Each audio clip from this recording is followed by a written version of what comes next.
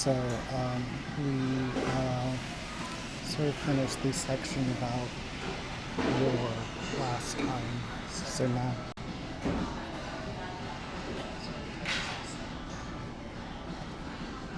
it's about economics. In 5016U, the galaxy is for the most part post-scarcity. That is, resources are not only plentiful but accessible at little to no cost for most people in the galactic core.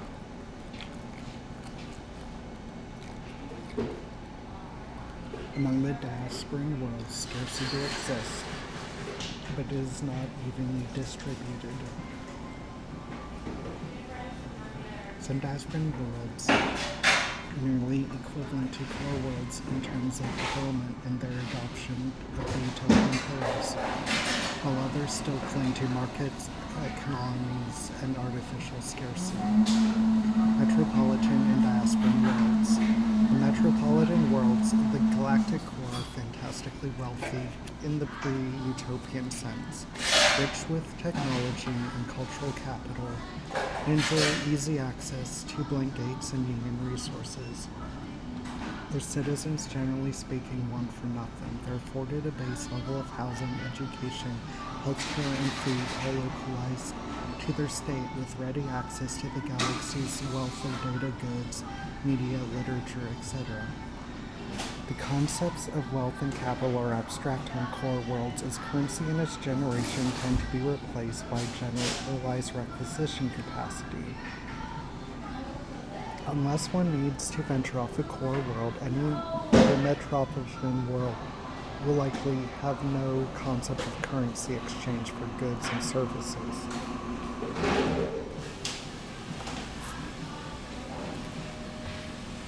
Labor is largely automated on core worlds unless it is undertaken as an ideological pursuit or by holistic motivation, curious exploration, or myriad other motivating reasons. Metropolitans of the core worlds aren't idle, they simply don't need to worry about wages, capital, and the vagaries of the market, as union ensures all needs are met. Core worlds are varied in appearance and level of urbanization. What matters is not the scale of development on the world, but the degree to which the world can adhere to union's pillars. In practice, this requirement tends to necessitate some level of significant local urban development. Most core worlds have at least one significant capital metro area, but it's not a blanket truth. The worlds of the galactic core achieve their status on the basis of two broad criteria, evaluated and approved by the stakeholding union bureaus: free movement and ideological compatibility. Post-scarcity. In practice, post-scarcity means that PCs on core worlds will have access to most unrestricted goods and not want for raw and necessary materials. Specialized items might require certain licenses that can be obtained through trade clearance or qualifications, but even these are readily available once approval has been granted or secured. Any unrestricted item so ordered can be reliably obtained at the time they are requisitioned or within a day or two at most. In diasporan worlds, the degree of scarcity depends on levels of development and accesses to resources. Can be subject to shortages, resource hoarding, and so on. PCs can access necessary goods unless there's a shortage, rationing, etc., and raw materials are widely available. Specialized items might be difficult to obtain for any number of reasons. They're limited in number, kept under lock and key. There are only so many until the supply ship arrives, and so on. The people of diasporan worlds tend to expect some sort of currency in exchange for goods and labor. Mana. Union is not motivated by the institutional momentum to accrue currency and capital, and neither are the metropolitan peoples of the core worlds. The society Union has built is structured around galvanizing missions, personal pursuits, and a deep cultural belief in solidarity. Democratic process and mutual aid. Its closest analog is a kind of preparatory participatory planning forecast. For these reasons, the function of economies on core worlds are not predicated upon the ups and downs of a market economy model. In fact, the word economy is only understood as a historical concept, only to be used when interacting with diasporan worlds. The average metropolitan views individual capital ownership and the exchange of currency for goods as relics of an unsustainable past, relics that plunged humanity into thousands of years of darkness, violence, and misery. Insofar as property is a concept, there is of course personal property, but private property, that is, ownership that generates profit, is alien to your average metropolitan. Regardless, Union recognizes that not all of its client states have yet become post-capital. In the interest of fostering fair galactic trade and building shared consciousness rather than violently suppressing monetization, Union recognized the need for a standard galactic currency, mana. To create mana, Union uses complex treaties and client-facing economic structures to extract an abstracted unit of value from its subject states. Data, raw materials, human potential, tens of thousands of factors go into the creation of a single omnidirectional unit of mana. Specific oversight of the creation, flow, amount, and value of mana and many other considerations falls to the Union Economic Bureau. In simple terms, the exchange rate of mana is relative to the currency for which it is being exchanged. Advanced worlds are rich in mana as a result of their massive output, the raw human potential of their populations, and many other factors. Small colonies also benefit from mana's formulas. Their projected development, access to raw materials, and so on contribute to beneficial exchange rate. Cosmopolitans trade in mana, as do states and any other entities that engage in trade between solar systems.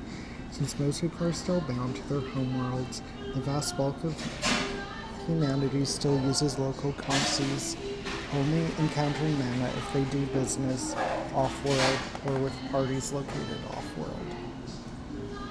Colonies. Union does not run a state-backed colonization program, but does provide resources to metropolitans to embark upon legal, well-provisioned missions and partnerships in the diaspora. The specifics of colonization differ from world to world, but in general terms, most ventures follow a similar pattern. First, a group forms a venture, a temporary association that pools mana and licenses to petition the owner of the destination system for a colony charter. In most cases, this is Union, as few other states have the resources to survey and flag habitable worlds. Not all of those involved in the colonial venture will themselves become colonists. Once the venture has secured a charter, its members lobby local colony construction firms for the supplies, infrastructure, and material that they can't supply themselves. Colony construction firms offer tiered packages in exchange for a cut of the potential colony's raw resource output.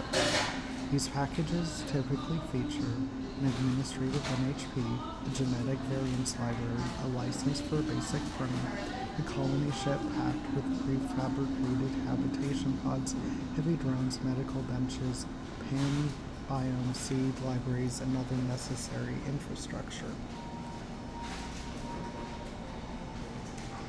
Once all resources are secured, the colony ship launches. The ships can be anywhere from hundreds of meters to a kilometer in length. The vast majority of that space devoted to prefabricated supplies. Its crew will be the first settlers of the new colony world, a small team of engineers, scientists, and specialists numbering in the dozens, with assistance from the colony's NHP administrator and its drones and subalterns. The colonists make planetfall and begin the long work of establishing a footprint. In the meantime, the colony's first native-born generation is incubated, birthed, tended, and raised by the NHP and assigned natal and educational carers. 15 to 20 years after landfall, the first generation reaches population levels usually in the thousands. Occasionally larger and select members of the original landfall team take formal control of the colony's development from the NHB. The new generation begins working to improve the colony and explore their world, expanding the footprint and beginning work on new sites.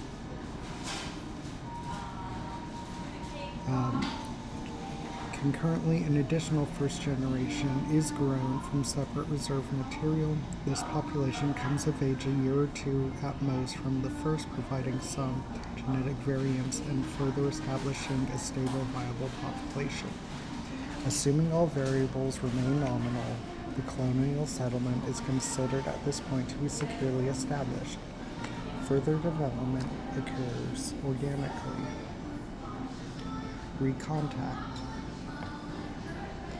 The consequence of Union's multiple periods of expansion and dramatic contraction is that thousands of settled and abandoned aspirin worlds now have self-sustaining populations, the oldest that go back millennia. It is only with the rise of Third Committee that Union has reconsidered its approach to these worlds and how it responds when legally recognized title holders seek redress for claims and conflicts from thousands of years in the past. Prior to the discovery of blank space, all interstellar travel was made under constraints and limitations relatively gravity, time, and distance. Under Union's first committee, the charters for habitable worlds were sold once their viability had been determined by probe and telescope surveys. Next, a venture would launch a generation or near-light ship to physically claim the designated world. At the time of launch, the population sent to claim these worlds were not legally recognized. Only those that actually set foot on a planet and establish a viable colony would be recognized as such. Eventually, pre-Deimos advances in machine mind technology led to the replacement of generation ships with automated, surrogate-enabled seed ships. Given the complications of relativistic travel, the significant differences between the older generation ships and newer seed ships often led to conflict. This was a common phenomenon during the ascendancy of the Second Committee. For the older ships, the generation that would reach their destination was not the same one that first embarked on the journey. Often, hundreds or even thousands of years had passed in both real-time and subjective time as the ship crossed the stars, and shipboard cultures had shaped themselves around their travel and their distant, presumed homeland. These pre-landfall generations, while not native to their destinations, had profound cultural ties to them, developed over successive generations of pilgrims. They considered themselves indigenous to their promised world. While these first wave of generation ships were burning for distant stars, research and development into near-light drives progressed and much faster colony ships were developed. Often the first ships that set out were not the first to arrive.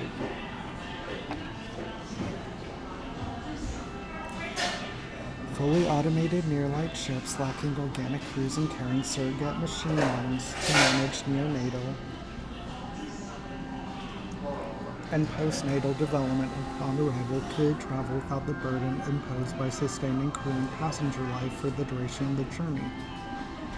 With the addition of faster drives and more advanced technology, seed ships rapidly outstripped their predecessors, bolting to identified worlds and establishing their colonies before the earlier ships could reach their destinations. When the generation ships finally arrived, their passengers often encountered established colonial states hundreds of years old, with systems in place to greet and naturalize the newcomers. Of course, this was generally not within the cultural narratives that had grown in transit, leading to many instances of conflict and bitter friction. The second sent near-light ships had landed and produced generations of native-born colonists without the cultural history of the voyage. In the minds of the newcomers, Union's impatience was tantamount to the theft of their promised land. While no instances of this phenomenon have been encountered under the Third Committee, Union now faces a host of legitimate grievances held by cultures ignored by the Second Committee, and just as many petitions for redress from the holders of colonial charters.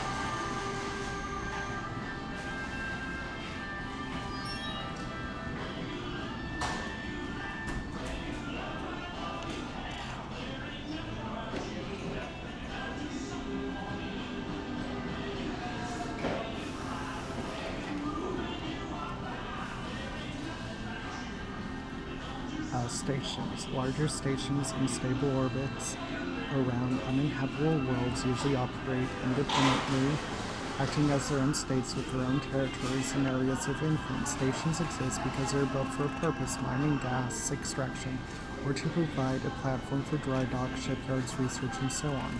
The populations largely work to support the station's mission, or the people who do. Civilian stations usually have permanent populations, with the largest numbering in the tens of millions. Military stations are smaller, without permanent populations born and raised aboard. Blink gates are special cases. Although they exist beyond Cradle's actual boundaries, they are integral to Union's hegemony. As such, each Blink gate is managed by a Union-appointed governor, policed by Union forces, and administrated by Union personnel. Because Blink gates exist to ferry ships between their worlds, their stations tend to have very diverse populations. Each one likely has something would recognize from home. Travel. Not everyone owns a ship, knows how to fly, or holds the right licenses to get around, but PCs need to travel in order to get to where they need to be. While most methods of conveyance are easily accessible to a person of modest means in diaspora, without the resources of a state or large funded entity, individuals likely to have to invest a significant amount of capital in order to acquire or even rent a ship capable of transit. Fortunately, if one operates under the auspices of state or similar entity, they'll have some kind of transportation afforded to them. This tends to be a temporary convenience, a transport or tender ship that drops them off where they need to be. There are three types of travel that might come up in the game of Lancer: global, local space, and interstellar.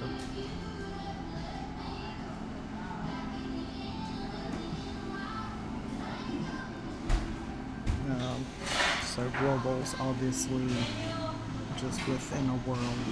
Local space, any travel that takes place between high atmosphere and Blink gate is local space travel. Ships of all sizes and classifications move through this zone, following shuttle routes between worlds, making supply runs out to local colonies and settlements, engaging in every other form of transit and business. Some spaceships are designed to operate within planetary wells and are able to handle both atmospheric flight and movement in hard vacuum. These ships tend to have a low weight. Fighters, bombers, and some corvettes fit into this category. Capital ships can't handle atmospheric flight, but should one find itself falling, it could burn hard for lateral movement as it plummets to a catastrophic end. Interstellar travel is common for certain classes of people: military personnel, diplomats, explorers, merchants, union personnel, colonists, migrants, scientists, and a variety of other wanderers. Many people have reason to travel between the stars, but necessary equipment is difficult to obtain. Generally speaking, travelers with direct access to this equipment are rare. Other travelers are limited to public Blink ships, which travel from one Blink station to another according to predefined routes. Although Blink space travel is not the only form of interstellar travel, it is the one most people know. Other methods include near-light bulbs and old-fashioned space flight. For most travelers, travel through Blink space is hard to distinguish from normal spaceflight. The ship moves at a comfortable G-force. Passengers can walk around in plain clothes as the ship is large enough and pressurized, eat, drink, sleep, exercise, and so on. If they look out a porthole, they will perceive Blink space itself as blindness. That said, Blink travel takes only a moment. Most people who have transited the Blink don't perceive it at all. Early test pilots described Blink space as a void, a space outside of human perception that is once blank and cacophonous, infinite, and without form. The MHP that accompanied those first pilots has since been retired, their handlers citing recursive ontological tail-chasing and paracausal obsession. Since then, MHP protocols have been updated to include sense exposure doctrines, allowing them to do as organic pilots do and simply accept the unreality of Blink space without cascade. Prolonged exposure to blink space is possible and evidence to be sustainable in rare cases, though the precise processes and long-term effects are unknown.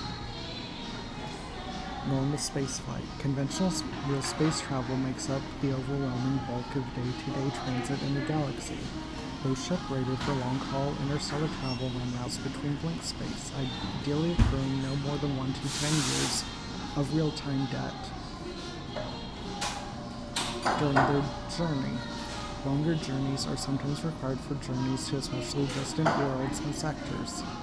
Military deployments, long-range expeditions, and new sector surveys and colony ventures. During real space travel, in the course of normal acceleration or deceleration pattern, passengers can walk, talk, eat, drink, and do anything they could do on a world with anywhere between 0.1 and 1 g. Gravity might get a little uncomfortable at peak speed and always pulls in the opposite direction of travel. Near-light bolt. A near-light bolt in combat is a sudden, often traumatic acceleration to 0.9 c. When prepared for a bolt, passengers are usually strapped into pressurized crash couches, medicated appropriately, secure. Without these precautions, there's a very real and significant chance of pulverization as the ship suddenly violently moves. Near-light bolts are uncomfortable, but are often a necessary form of travel for military, government, and emergency personnel, undertaken when one doesn't have the luxury of time for a slow, comfortable acceleration. Near-light ejection is not a common way to get around. It's emergency acceleration that serves to disengage from a situation that would otherwise be deadly. Near-light bolt is dangerous when you're prepared and deadly when you're not. Ships equipped to perform bolts are often equipped with crash couches that generate opposing bursts of contained gravity to counteract the G-forces that would otherwise crush their crews. Time, space, and how to travel through both. Time in Lancer is a rare thing, an inexhaustible commodity. Time is the one resource that has a true limit. When time runs out, you can never find more, but even if the rules of time can't be broken, they can be bent. After all, there are two types of time, subjective and real time.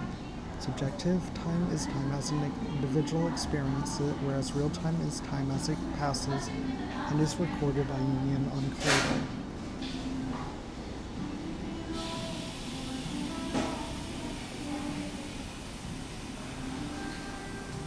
While the passage of subjective time and its ravages are inevitable, there are ways people can extend their presence in real time.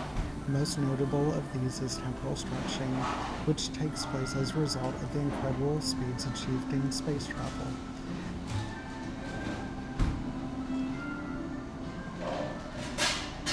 Most near-light interstellar ships travel around 0.195 c, which translates to a rough 1/10 time ratio.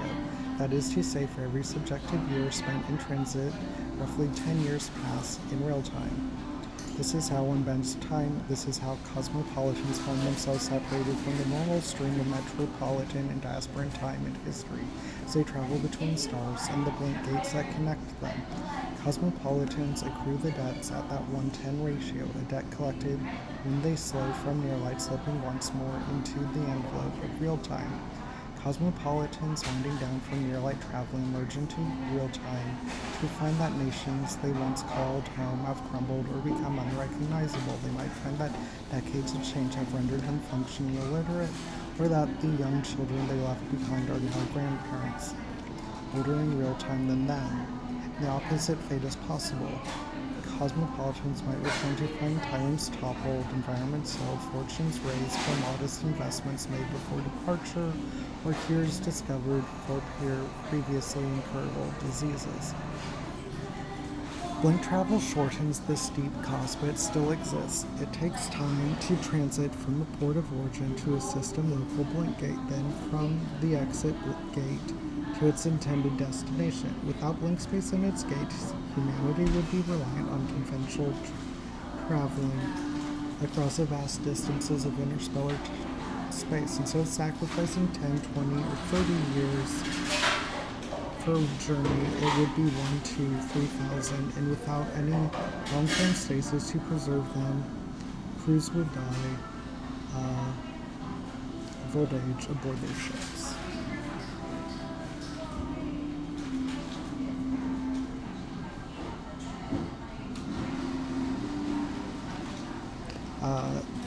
Interstellar travel and play in the canon setting of Lancer. While dilation exists when characters embark on an interstellar journey in Lancer, they will need to take into account the time it will cost them. They will future they may not want to live in without the familiar comforts of friends and families, not to mention the states, cultures, and environments they have come to know. I feel this is important to consider when telling stories in Lancer setting. By its nature, interstellar travel has a cost.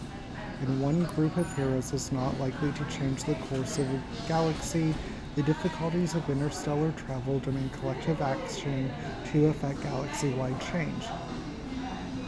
Interstellar travel can be a narrative-defining consideration or nothing important, depending on the character backgrounds, attachments, and the story within they find themselves. If your players travel with a mercenary company, camp followers in tow, and time dilation may be of no great concern.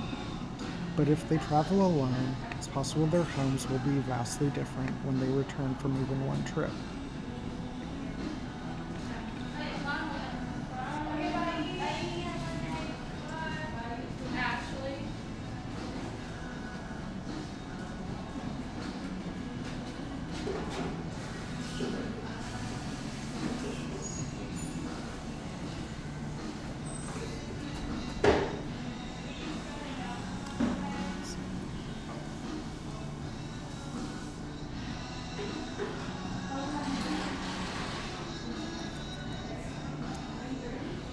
Under Third Committee, cloning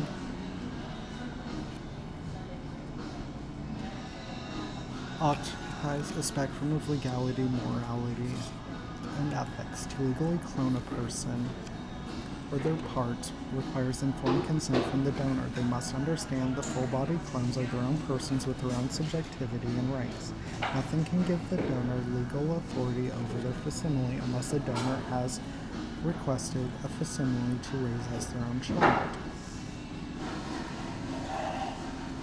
In that case, the donor is granted recognition of a culturally appropriate parent-offspring relationship. For all intents and purposes, whole-body clones are individuals distinct from their donor. They are people with their own rights and entitlements.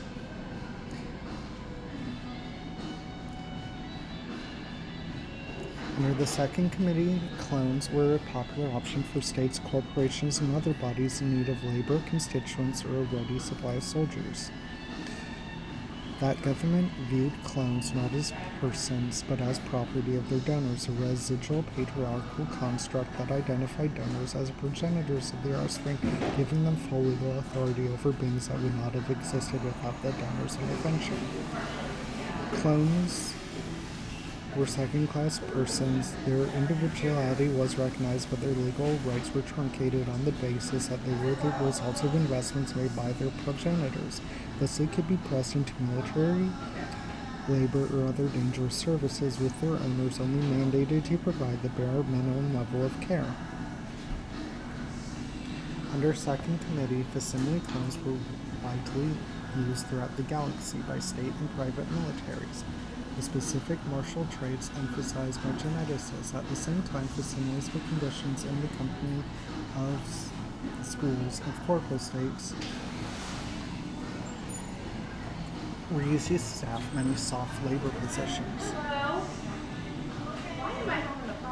In the baronies particularly, facsimiles often occupied the highest echelons of society as ideal heirs, doubles and tokens for the total pressure of favors. In times of crisis, when a rush order needed to be filled, so-called flash clones were created instead. Grown in artificial birthing chambers, flash clones could be cultivated from zygote to physically mature adult in less than 5 years. While flash clone creation started from the same basis as facsimile clones, donated genetic material, the accelerated growth process that flash clones underwent was traumatic and prone to error. While facsimile clones have the duration of a natural life to learn, grow, and form their own subjectivity, flash clones were created for a task, filling out the ranks of armed forces or replacing a depleted mining corps, and thus were considered to be disposable once the immediate task that required the production was accomplished. Because of the traumatic growth and cognition conditioning processes involved in flash cloning, flash clones were prone to rapid onset degenerative diseases. The majority of people created in flash cloning facilities do not live long enough to suffer the effects of the process that birthed them. The process was designed to churn out human bodies with speed, not accuracy.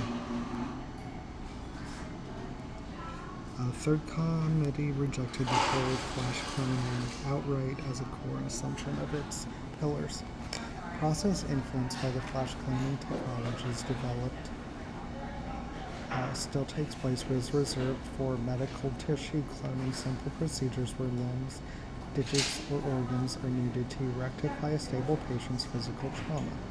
The materials needed to graft new skin after a burn or transplant perfect matched organs and limbs where they have been severed or damaged, for example, can be grown within hours of genetic mapping. The cloning methods of old still exist in some places, filling in the gray spaces of legality and morality.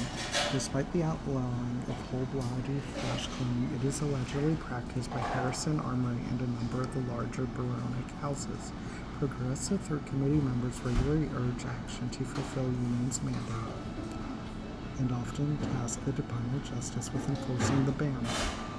Meanwhile, the Armory and Baronies argue that their flash cloning methods are similar that came before in name only, and that their processes are much safer.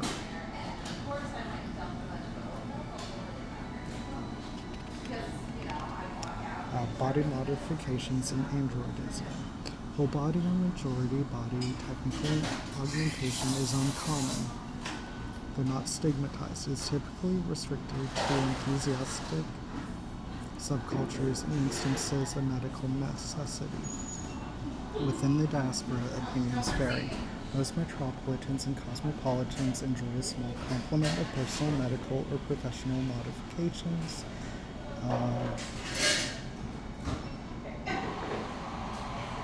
In diaspora and core worlds, it is notable but not rare for people to have visible, clearly inorganic modifications, augmentations, or prosthetics. If they're visible, it's usually because the owner wants to make a statement. Most colonists have a small complement of personal and professional modifications similar to Normally I don't order them through the app because I was like those found among the metropolitans, but with slight differences, localization, harsher climates, more aggressive NC assistance, and so on. Heavily modified people tend to be survivors of terrible attacks and need modifications to live.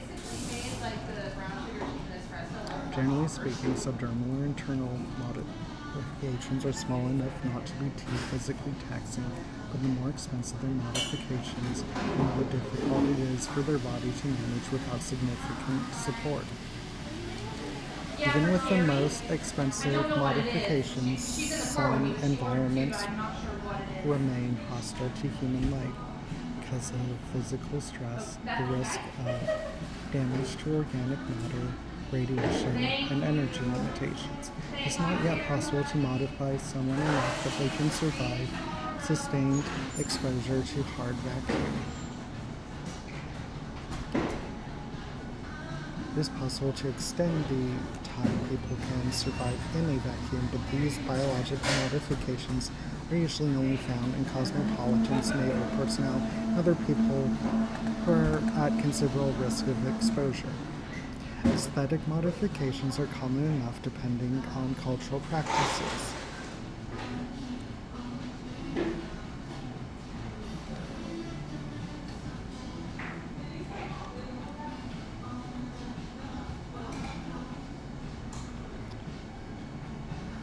Various subcultures are interested in extensive augmentations, from transhumanist movements and disability right groups to android cults and nihilist machine adherents.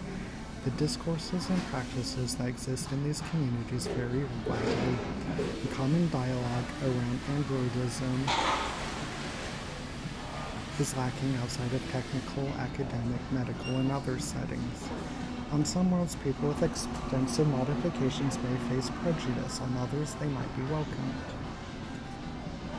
Related to androidism is the questions of decorporealization, or decoy, the ability to divorce a mind from its physical form and contain it, transport it and implant it in a different space, form, or unit without breaking its subjective continuity.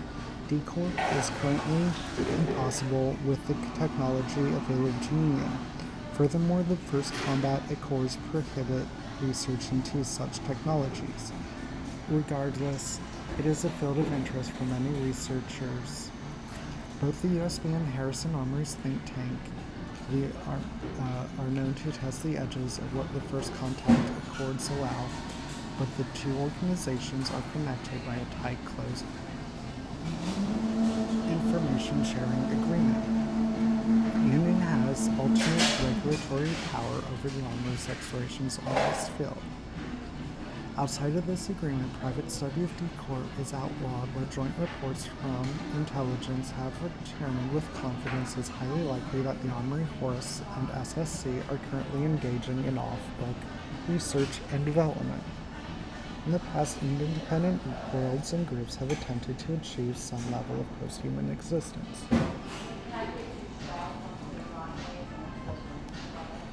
Like true decorp, false decorp is possible and fairly common. Commercial and consumer homunculus units are available designed to simulate the personalities of their subjects. Unclear are prominent features in museums, memorials, and theme parks. They are not conscious nor considered NHPs and simply tuned simulations. Aging and life extension. Because of the time-dilating effects of interstellar travel, there can be significant differences between the number of years someone has experienced and their actual age. Without significant augmentation, the average lifespan for a developed world, 120. So, relativistic life extension that takes place as a result of travel has no real limit, but neither does it change the subjective experience of time. The span of life itself remains limited by physiology and technologies that support it. Artificial gravity. The technology does not yet exist to create stable gravity. Gravity on stations is spin gravity, while gravity on ships is tied to directional acceleration, magnetized pads, or spin gravity. Artificial gravity can be generated, but is unstable and requires a massive amount of energy. Unstable, it might be non-lethal. Artificial impulse gravity is necessary to make near-light ejections and bolts survivable for organic life. Printing. Printing is a ubiquitous term for matter processor fabricator systems found throughout the galaxy, thanks in large to paracausal scientific advances made post-Deimos event. Printers range in size from handheld units to hangar-sized. Printers range in time and efficiency.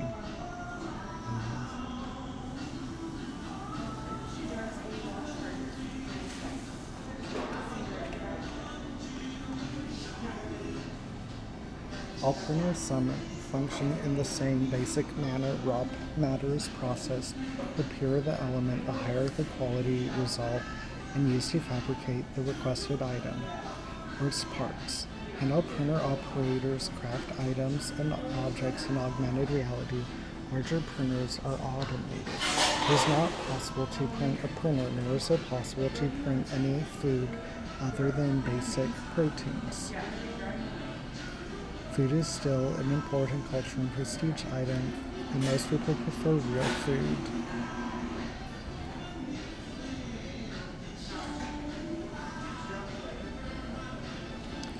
Paracausal studies.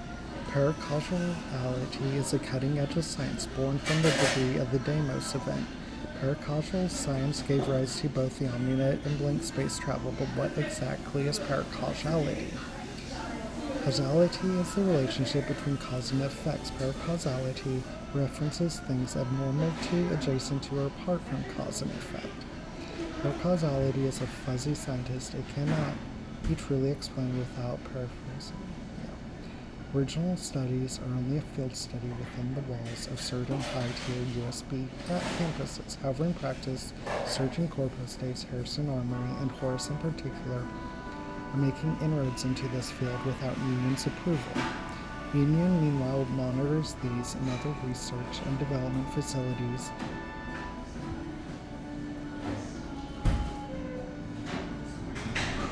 The amount of knowledge these corporate states have acquired is unknown. The joint intelligence teams have engaged in clandestine missions to infiltrate and identify sites, programs, and campuses where unsanctioned studies are taking place, but it isn't clear how much other research has passed beneath the radar. Paracausal encounters, weapons, and technologies other than the OmniNet and Blink space travel are rare in Lancer. Non-human life. Non-human life is common in Lancer. It's unique in rarity with one exception. There are no non-human alien civilization. Galson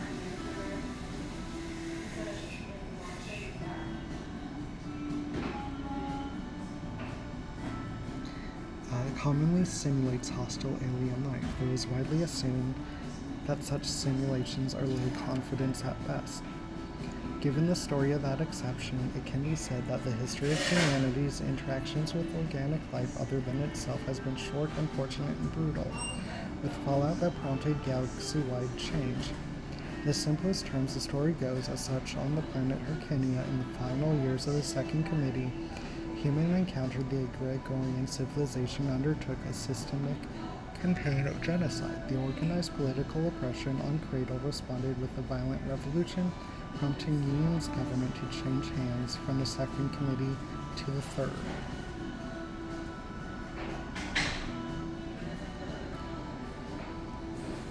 Artificial intelligence is an old term, outdated and inaccurate in the post-Deimos paradigm. As theory on NHT intelligence's subjectivity has evolved, so too has a broad consensus of scientists and technicians who interacted with the Deimos entities.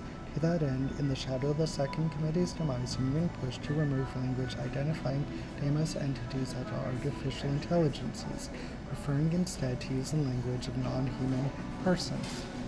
With the exception of NHPs, artificial intelligence is still an acceptable term for lower orders of synthetic machine intelligences. There's a range of different machine learning classifications, each with their own nuances, rarity, price, and thorny philosophical or technical questions.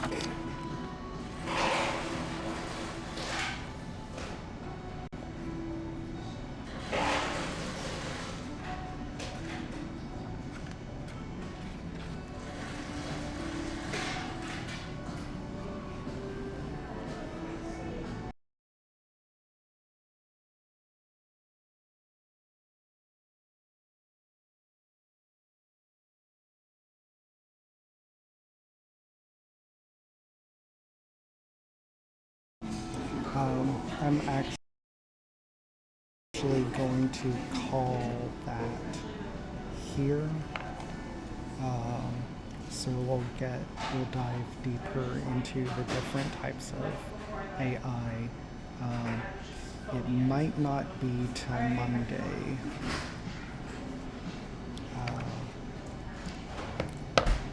But I will be here tomorrow. I have a bit of different content planned.